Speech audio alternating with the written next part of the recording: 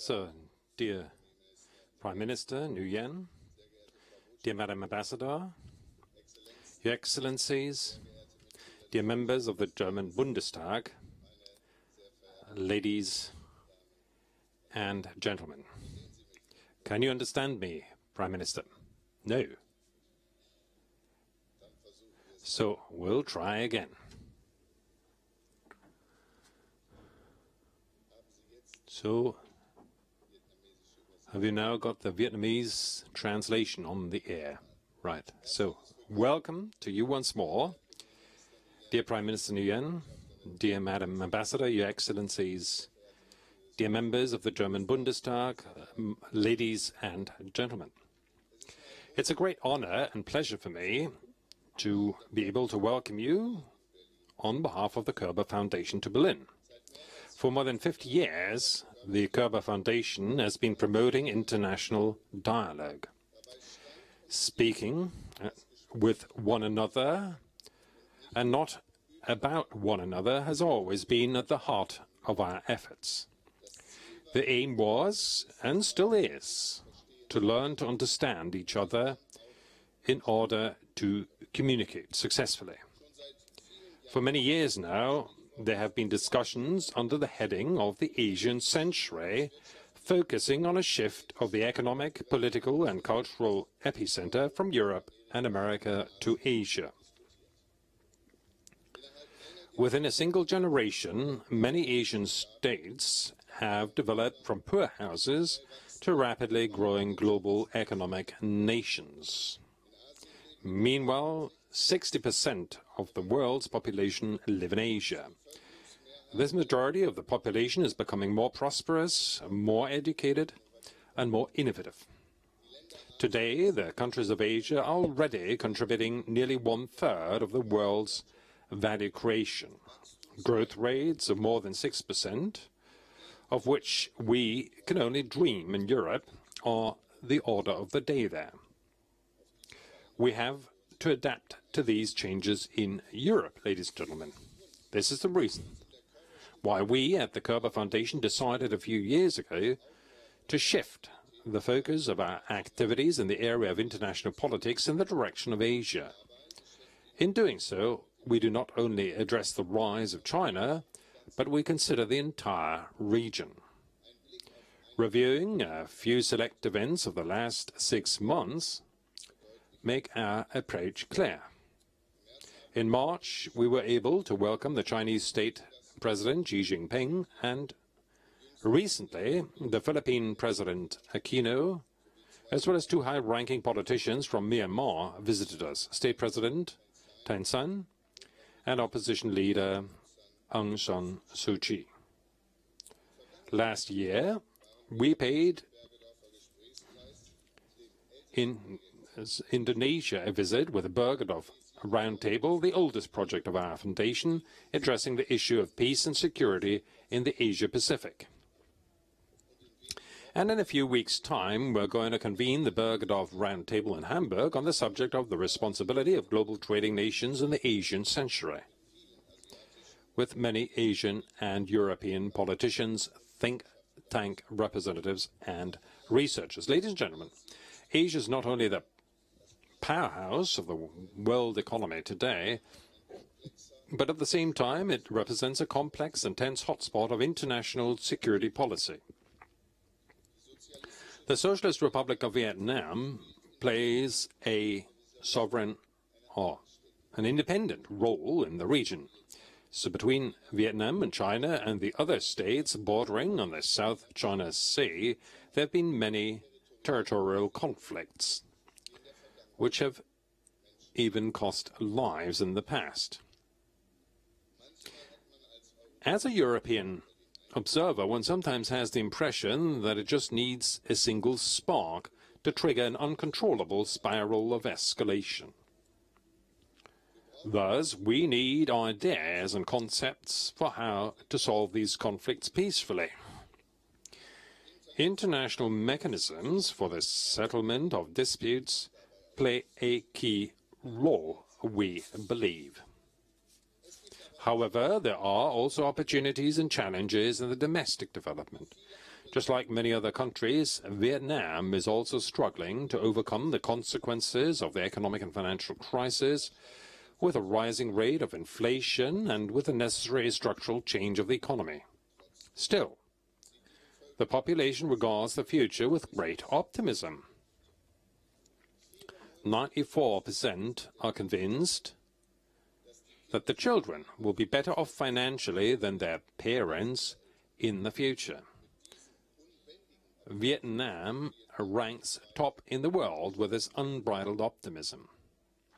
The progress made by Vietnam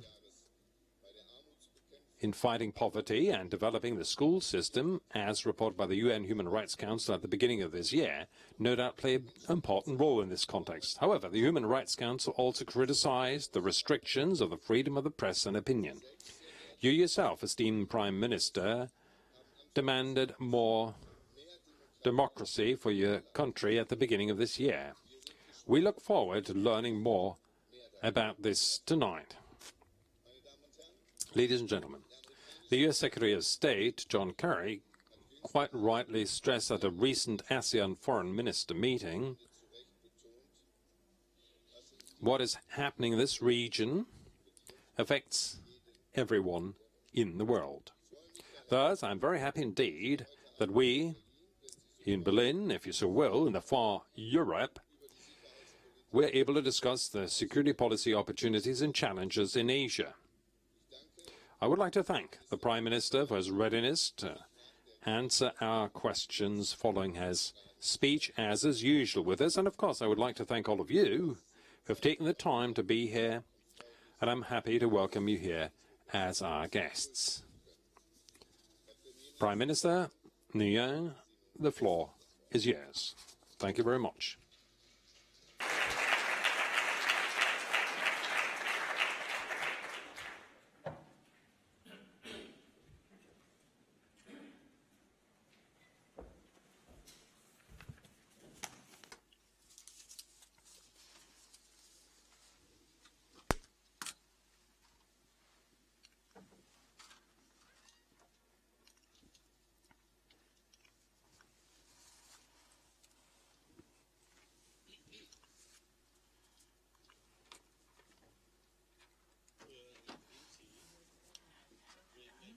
Doctor, Member, Excellencies, German parliamentarians, Excellencies, ambassadors, chargé d'affaires, ladies and gentlemen.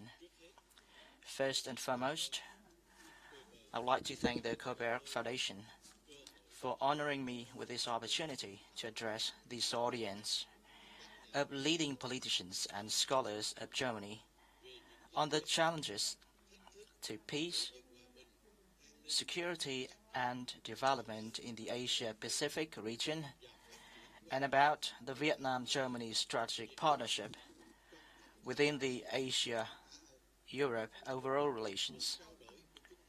Our meeting today is hosted in a space that incubates novel ideas and philosophies on dialogue for peace, cooperation, and mutual understanding, as what Mr. Körber had longed for when he first established this foundation. Ladies and gentlemen, peace, cooperation, and development remain the prevailing trend. The world economy has overcome the crisis and is now recovering toward sustainable development. However, challenges and concerns do not seem to subside, as rapid and complex and unpredictable changes are taking place around the globe.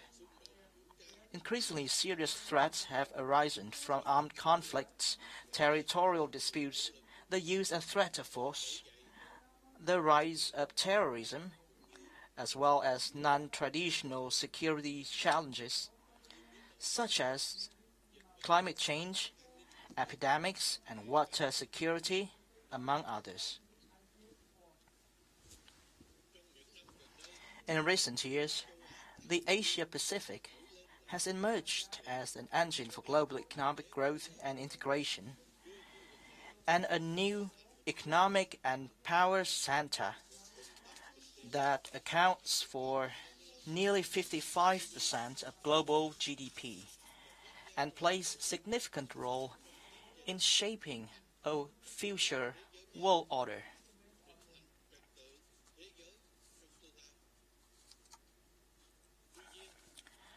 However, the region still faces many problems, such as escalating tension in the Korean Peninsula, territorial disputes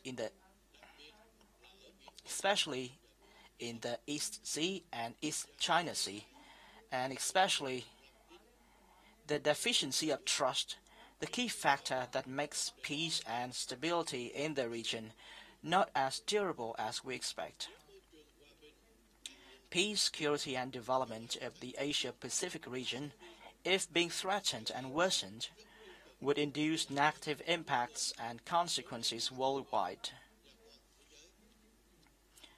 And an environment conducive to peace, security, and development in this region will bring about welfare and happiness for us all. These risks and challenges call for close cooperation, high sense of responsibility, and much effort from every state, the whole region, and the entire world. No single state, even the major powers, can afford to handle them alone. To ensure durable peace and stability in this region, we believe that goodwill should be shown and common responsibility should be shouldered by all states, each country, big or small, apart from promoting their own national interest, should also pay due attention to global common issues and legitimate interest of others.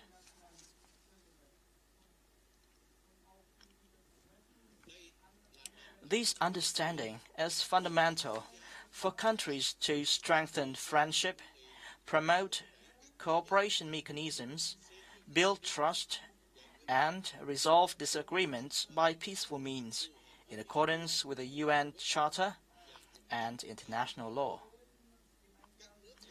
Countries need to further uphold the role of multilateral institutions and should join hands to build a stable and durable regional architecture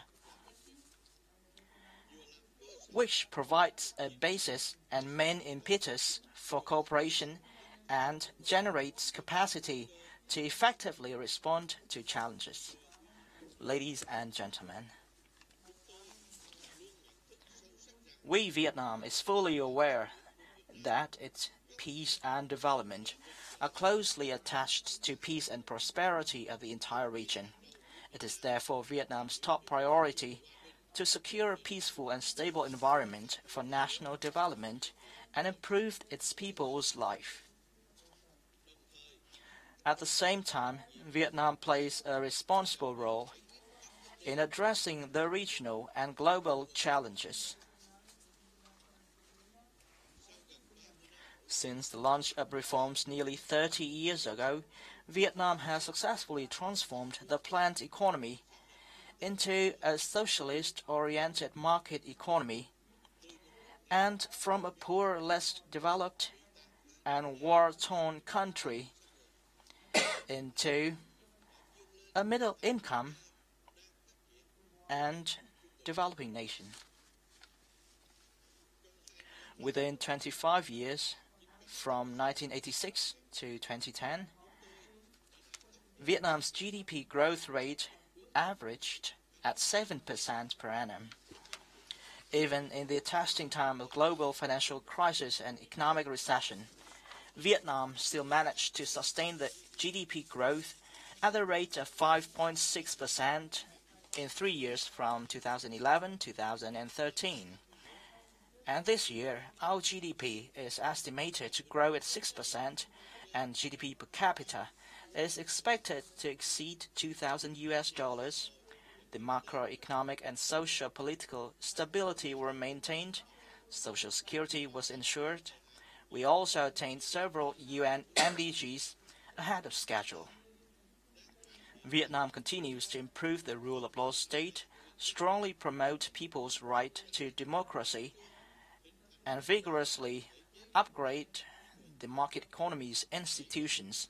We also stepping up the economic restructuring, transforming growth model, enhancing productivity, efficiency, competitiveness, and sustainable development in order to achieve an average GDP growth of 6 to 7% per annum between 2016 and 2020.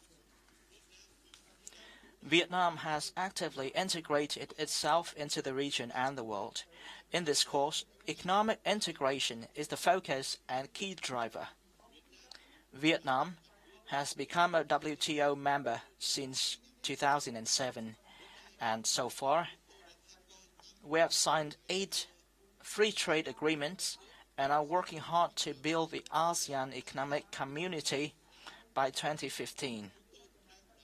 We're also negotiating 6 high-standard free trade agreements, in which most importantly is the Trans-Pacific Partnership and the free trade agreement between Vietnam and EU. International integration, besides the challenges, is also opening up immense opportunities for Vietnam to promote development and reform and engage more effectively in the global production and value chain.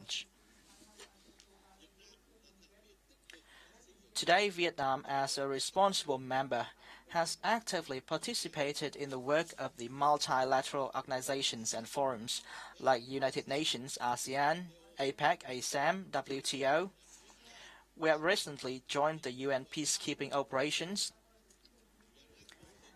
and been entrusted with a number of key positions at the UN Human Rights Council and the Board of Governors of the IAEA. Circumstances and conditions today enable Vietnam to move from the approach of active participation to taking the initiative in designing and shaping the rules of the game, and to uphold its responsible role in regional and world affairs. We continue to pursue the foreign policy of independence, self-reliance, diversification and multilateralization of external relations. Along that line, Vietnam is a friend and reliable partner of all nations for peace and development. We will spare no efforts to build friendship, strengthen mutually beneficial cooperation with all partners, especially our neighboring countries, ASEAN members, strategic and comprehensive partners, and traditional friends.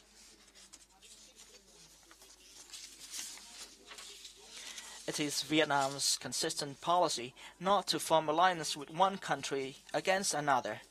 While firmly safeguarding our legitimate interests, we earnestly wish to work with other countries to build the strategic trust, which is a mutual and permanent trust on the basis of the UN Charter.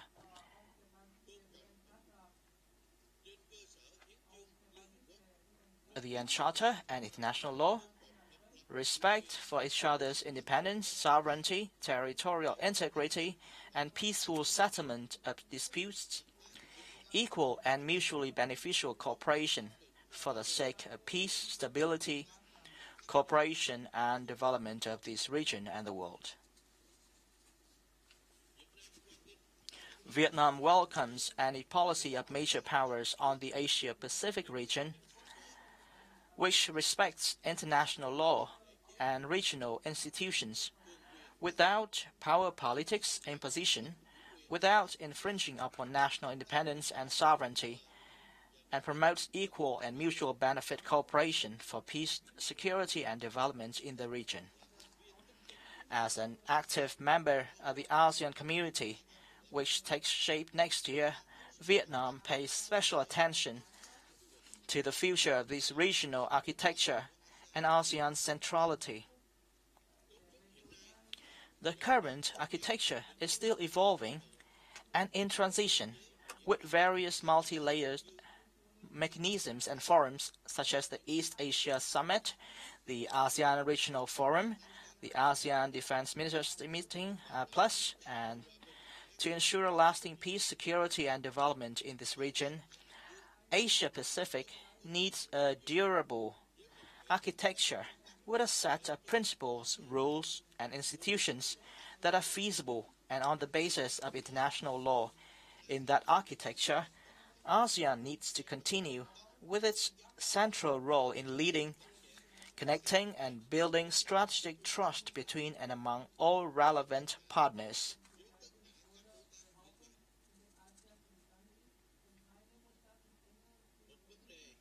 Recently, an issue that has drawn close attention is the complex developments in the East Sea, also known as the South China Sea. Peace, stability, maritime security and safety, and freedom of navigation and overflight in the East Sea are in the common interest of all countries, both within and outside the region. The East Sea now hosts the international trade route where as much as 50% of global shipments pass through, and most of them between Europe and East Asia. The recent instability and tension indicate that such common interest can only be secured if all countries, especially the claimant states, seriously abide by international law.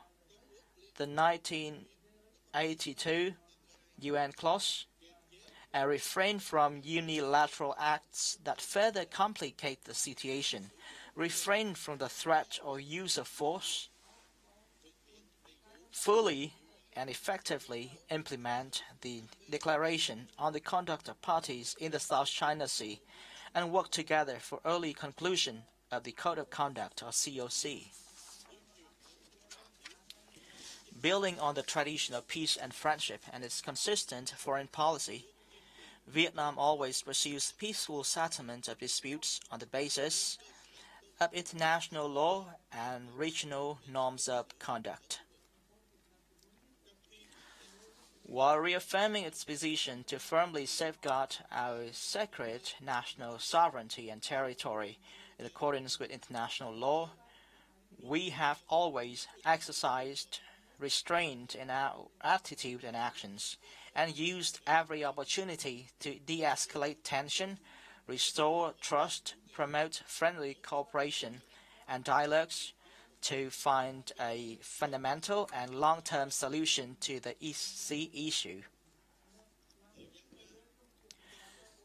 The world public opinion, many governments, international organizations, the UN, the EU, the G7, and ASEAN community have voiced their strong support for Vietnam's righteous position based on international law with regard to the East Sea issue. I would take this opportunity to express the sincere gratitude to friends all over the world, from Europe and from Germany, for your impartial and constructive view that substantially contribute to peace and security of the region. Ladies and gentlemen, having undergone the political and economic turbulences in Europe and the world, Germany underscored its increasingly critical role at both regional and global scales. Germany not only proves to be the leading economic engine that pulled the European economy out of crisis, but also displays a central role in critical matters relating to politics, security, and peace maintenance in Europe and the world. Vietnam is supportive of a strong, powerful Germany that plays an active and responsible role in handling matters of world peace, security, and development.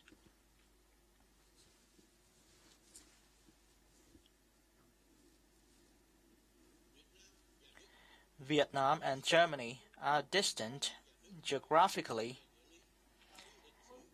and are different in historical and socio-economic backgrounds. However, our two peoples managed to rise above difficulties to be able to live in peace and development and enjoy excellent friendship.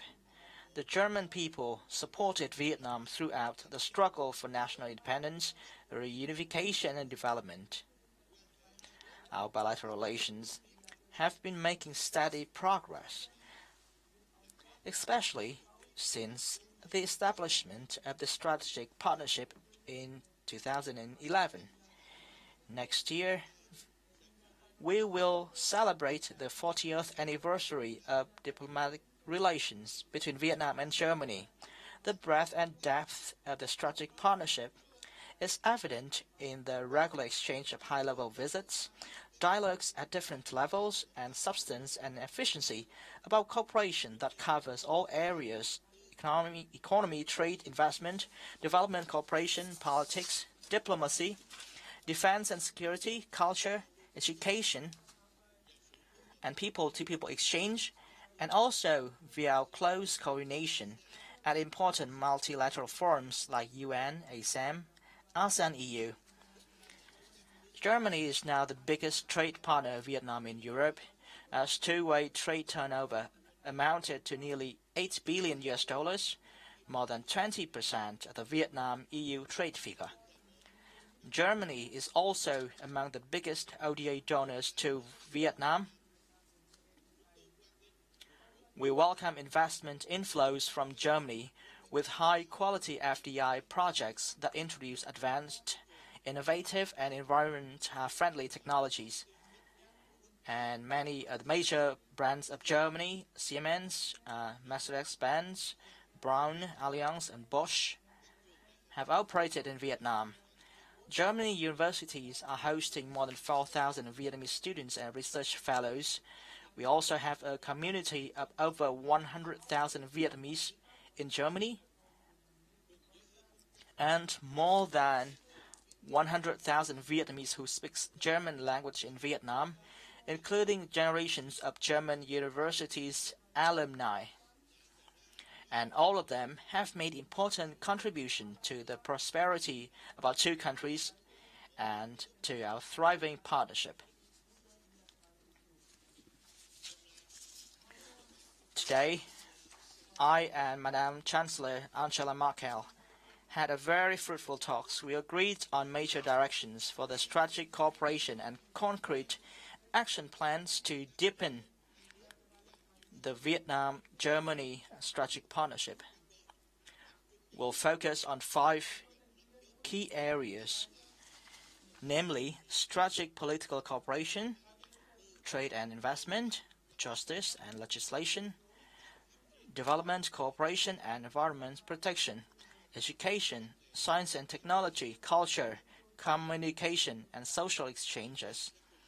Vietnam will work closely with Germany to raise the level of bilateral dialogues, enhance the substance of cooperation for sustainable development, especially in areas where both sides have advantages and demands, such as energy, green and clean technologies, manufacturing industry, public transport, finance and banking, consumer goods, agricultural and fishery products. Next year, in 2015, we'll celebrate the 40th anniversary of the Vietnam-Germany diplomatic relations and the 20th anniversary of the signing of the Vietnam-EU Framework Cooperation Agreement. I'm glad to note that every single stride in the Vietnam-EU relation bears the mark of the Vietnam-Germany cooperation. Vietnam appreciates the goodwill and effort of Germany during the negotiation, conclusion, and ratification of the Vietnam-EU Partnership and Cooperation Agreement, as well as in the ongoing negotiation of the Free Trade Agreement between Vietnam and EU. On the 13th of October in Brussels, I and Mr. Barroso, the EC President, agreed on the direction for concluding the Vietnam-EU FTA negotiations with optimistic conviction for signing the agreement in early next year. The upcoming 10th ASEM Summit in Milan, Italy, will discuss different issues of strategic cooperation between Asia and Europe, as well as at global level. And in that process, the ASEAN-EU cooperation is the nucleus, the engine for the Asia-Europe cooperation. Vietnam, as an active member of ASEAN, and Germany, as a key EU member, need to work more closely to provide impetus for the growth of cooperation between ASEAN and the EU and between Asia and Europe for the sake of peace, stability, and prosperity of both continents. And this will open up more opportunities for the strategic partnership between Vietnam and Germany to flourish. Ladies and gentlemen, early next year, there will be an exhibition of the photo contest sponsored by the German Academic Exchange Service, and visitors can see photos of 2-generation or even 3-generation Vietnamese families who used to live, study, and work in Germany. And they can hear emotional stories of Vietnam-Germany friendship. Well, even in Vietnam, people can go to the Weather Institute in Hanoi and to the German House in Ho Chi Minh City to study German language, explore German culture, and others may simply go there to see again images of Germany where they once lived. Among their good German friends, those are powerful evidences of the human links between the ordinary and peace-loving people of our two nations. And this is also the foundation for the Vietnam-Germany strategic partnership to thrive endlessly. Thank you for your attention.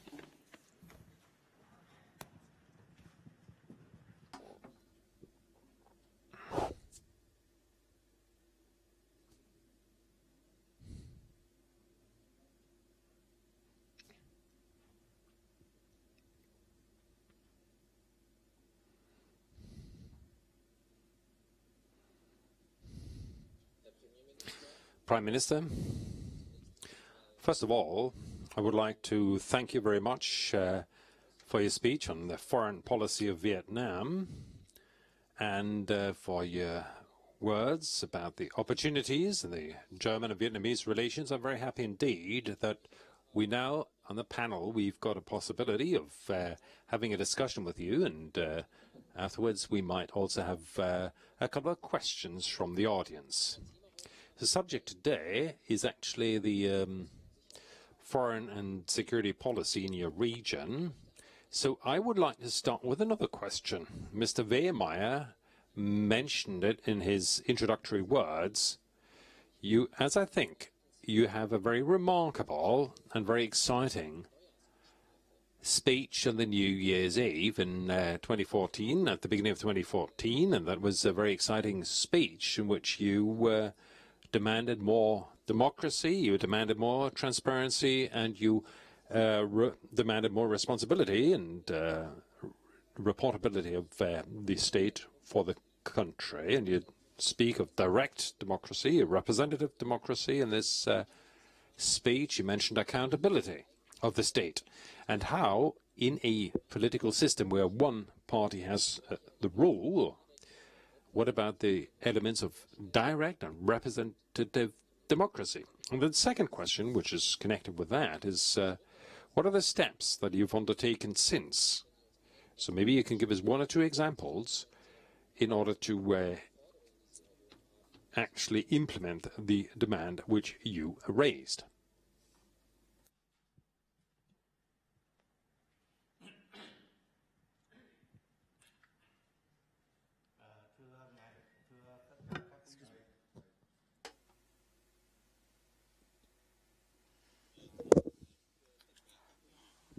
ladies and gentlemen.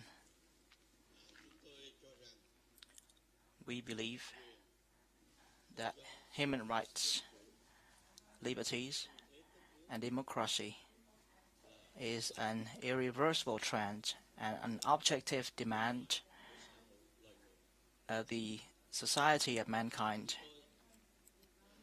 Vietnam is not an exception, and we are not outside this trend of mankind.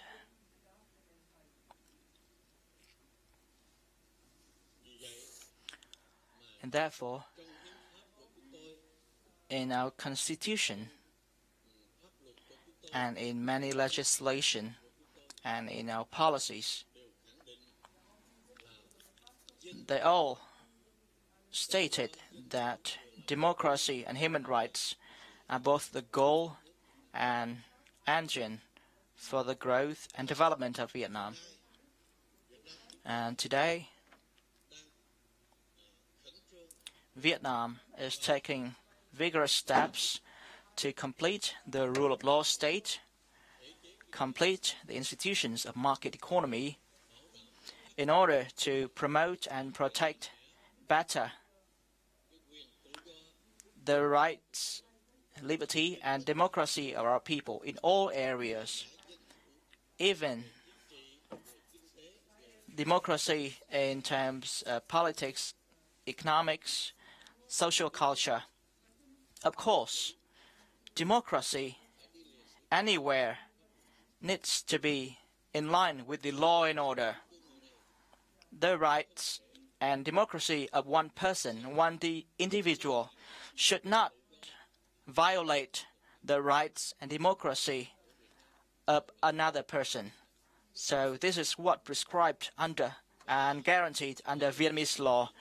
And in Vietnam, in our political regime, we both ensure the direct liberty of the people and their representative democracy through the representative bodies as prescribed in the Vietnamese law that match the circumstance or the conditions of the Vietnamese economy and society.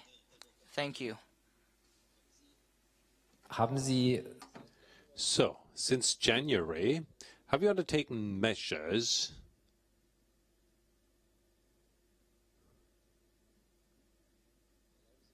So permit the follow-up question, please. Since your speech in January, have you undertaken measures in order to promote and strengthen direct democracy?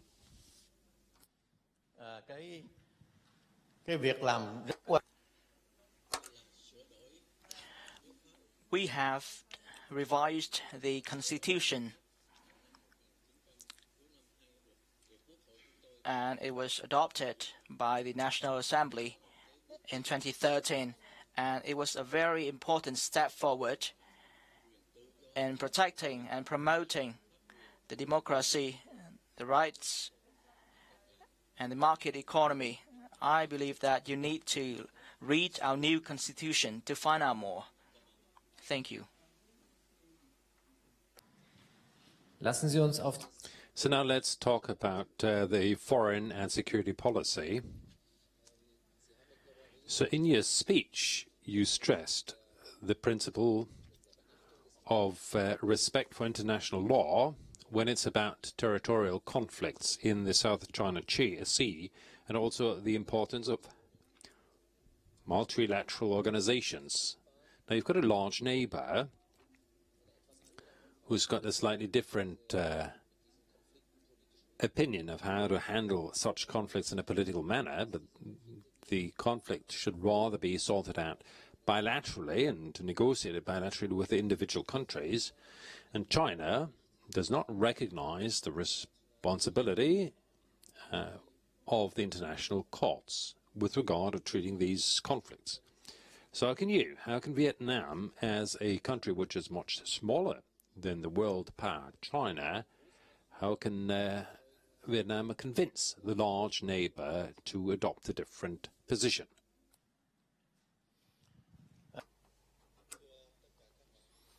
Ladies and gentlemen,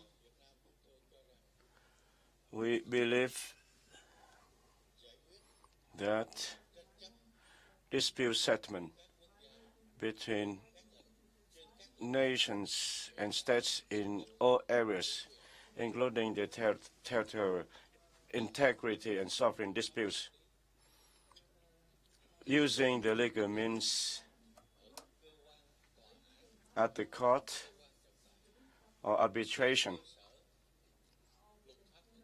on the basis of international law of the legal foundation in a transparent and equal manner. And I think this is this peaceful solution, progressive solution, and human solution. Thank you. So what can you do in order to actually have China recognize these principles in their policy? So I would ask you, kindly ask you to convince people.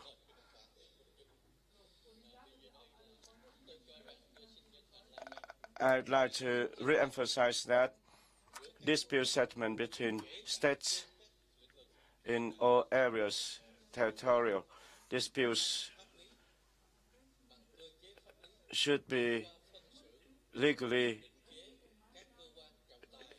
should use legal means through arbitration or courts is a peaceful solution, progressive measure, and human measure on the basis of international law in a transparent and equal manner. I think that would be supported for the whole world and mankind.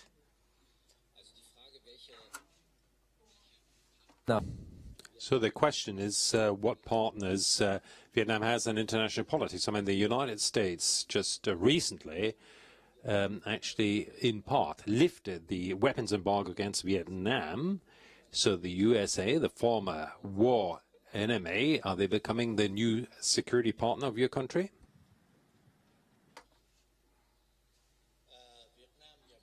Vietnam and the United States redefined the comprehensive partnership between the two countries.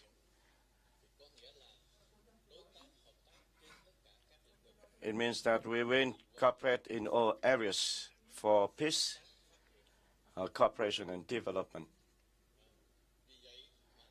We therefore believe that the lifting of the lethal weapons transfer to Vietnam is a normal activity along with the framework of the comprehensive partnership between the two countries. I think that it should have been done earlier by the United States. Thank you. So will there also be a cooperation on security policy between the two countries? The lifting of the lethal weapon transfer for Vietnam by the states, it does not constitute any violation of the international law, and it does not affect the interests of the third countries. So I think it's nothing unusual here. So before the speech also we called people in Twitter to ask questions. I have various questions, and I would like to ask one of these questions. It comes from Alaska 2001. So in view of the current nationalist tendencies, how is a peaceful solution possible for the South China Sea issues?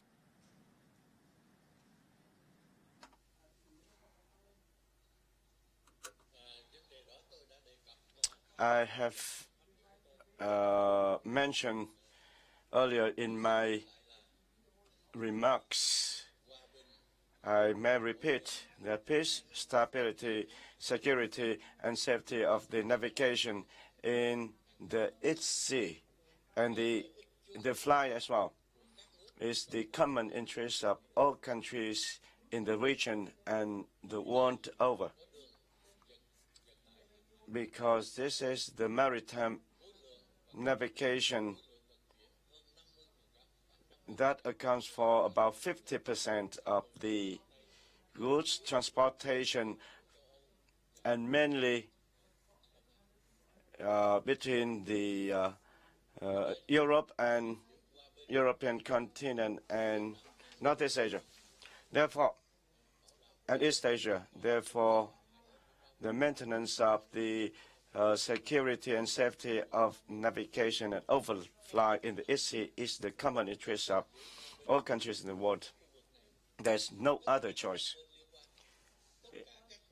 If peace is not maintained, security is not maintained, so all the parties concerned and the claimant parties should respect international law. The 1982 UNCLOS, and to respect the declaration of conducts in the South China Sea between China and ASEAN, and should refrain from any acts that complicate the situation or without using force or threat to use force, and all disputes should be settled peacefully on the basis of international law. And with that, we will be able to maintain peace, security, and safety of the navigation over flight in the East Sea. Thank you. Dankeschön. Ich möchte an diesem So thank you. At this point in time, I would like to open up the discussion for you in the audience. I would like to ask you to ask questions to the Prime Minister. So who would like to start over there?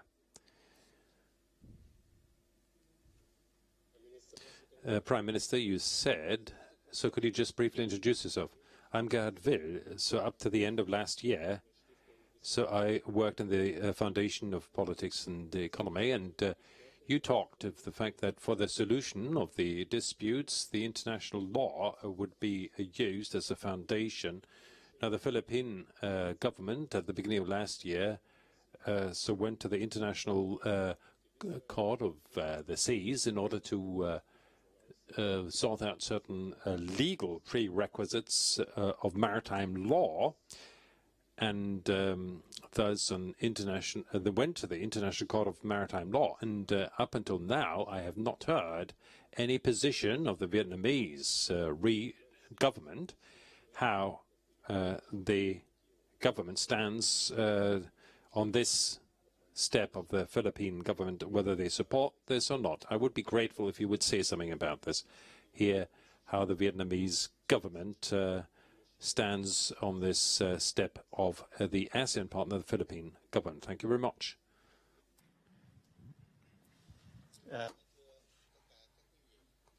Dear friends, the Philippines is an independent and sovereign state. The Philippines case against China about the dotted line claim is the right of the Philippines. Vietnam's position, as I mentioned earlier.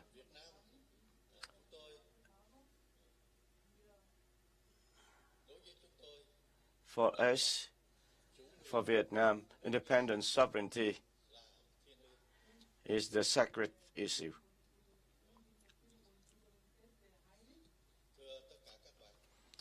Dear friends, for states,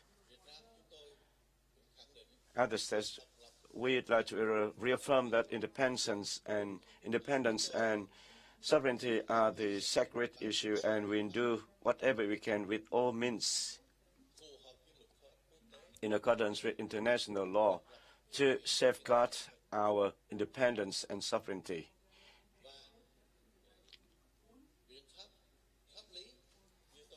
And the legal means, as I mentioned, is the peaceful means in accordance with international law. Is a progressive and civilized means in settling disputes between nations and states, including the territorial disputes. Thank you. Wir haben noch Zeit für ein oder So we've got time for one or two more questions. The gentleman over there. Kamit Kavani from World University Service. I would like to thank you, Prime Minister, that you thought of the many thousand Vietnamese students in Germany who studied here earlier and are now contributing in Vietnam.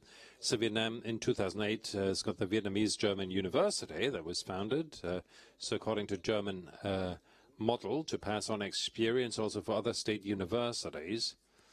So I believe, so maybe you could say something about this, that the Vietnamese German University works as the university of the South Asian region and plays an important role of international understanding when students from the neighboring countries attend this university in future.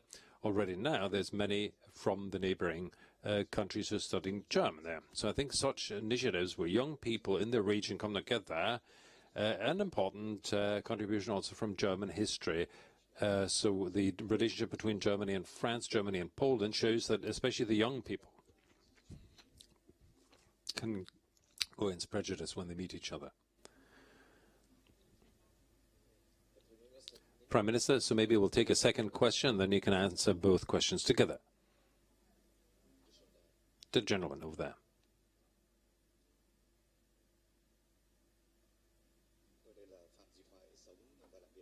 Thành phố Berlin. Trước hết là xin cảm And welcome back, my name is Francis Thoại.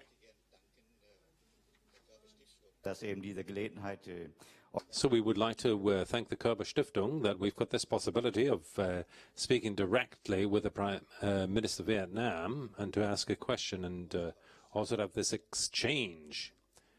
So, điểm thứ nhất về vấn đề kinh tế là Việt Nam đã đề ra cái chủ trương hay là cái Economic issue, whereas you set a target by 2020, Vietnam become an industrialized country. My question to you, Prime Minister, is that whether we continue with that target or we need to revise that target for an industrial nation.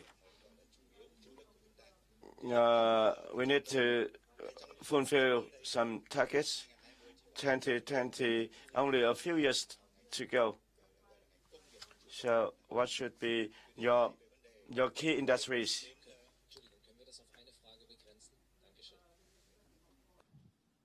so we'll stick to one question. Dear friends, the Vietnam German University, established and operated in Ho Chi Minh City in Vietnam. And this is a lighthouse in the cooperation between Vietnam and Germany. We think we jointly built the Vietnam-Germany University in accordance with the German standards, advanced standards, and thousands of students are studying at the university. And in 1 or 2 years to come, the size of the university will be upgraded to receive 4,000 or 5,000 students. And it is encouraging that not only Vietnamese students, but other students from other countries also study at this university.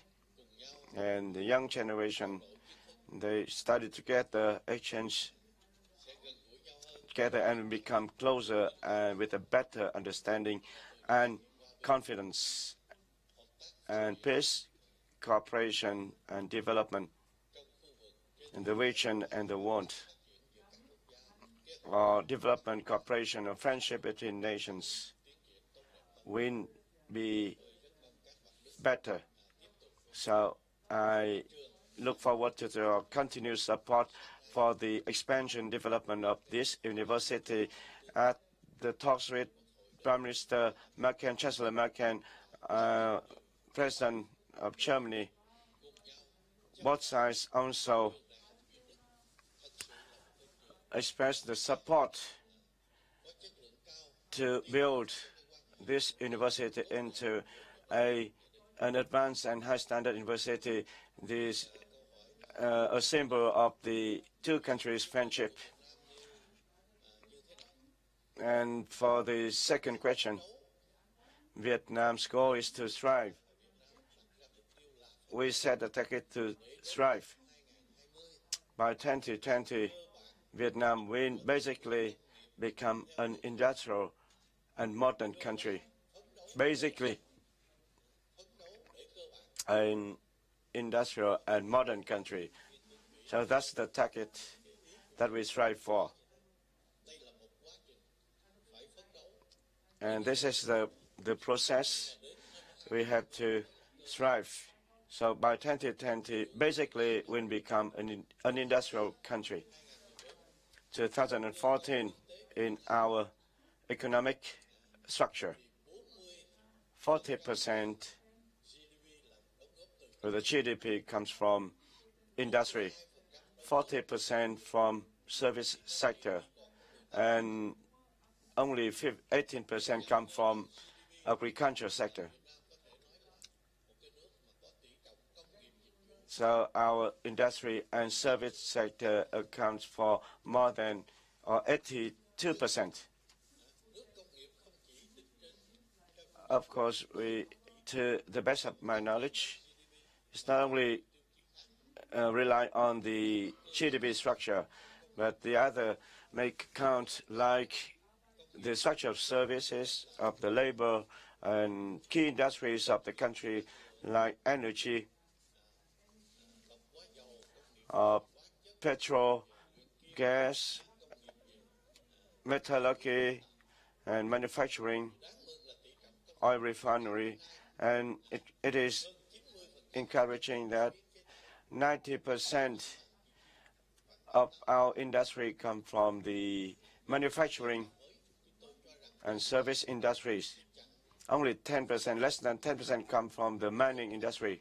And I think that is a big stride that has been made, even though this is initial encouraging outcomes. We need to continue to do more.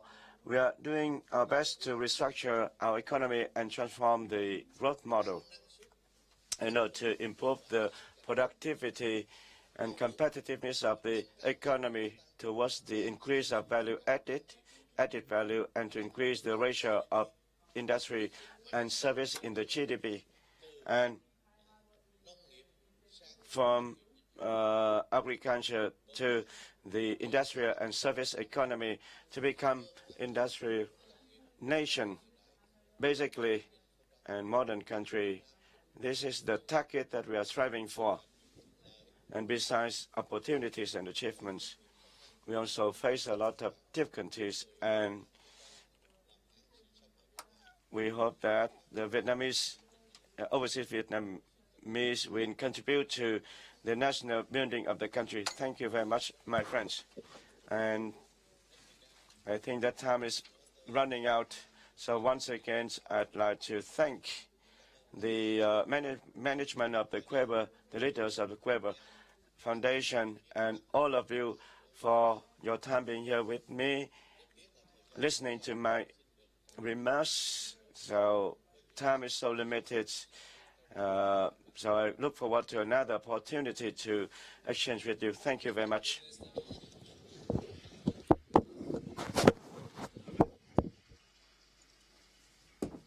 Ich darf Ihnen auch im Namen der Körber-Stiftung herzlich dafür danken, dass Sie unsere Einladung angenommen haben, hier in Berlin eine außenpolitische Grundsatzrede zu halten. So, thank you very much to come here and have a foreign policy strategic speech, and that we were able to discuss questions with you. So, ladies and gentlemen, I would like to invite you now, after this event, that we have a little reception where we can discuss what we've heard. Thank you very much to you. Thank you very much to the Prime Minister.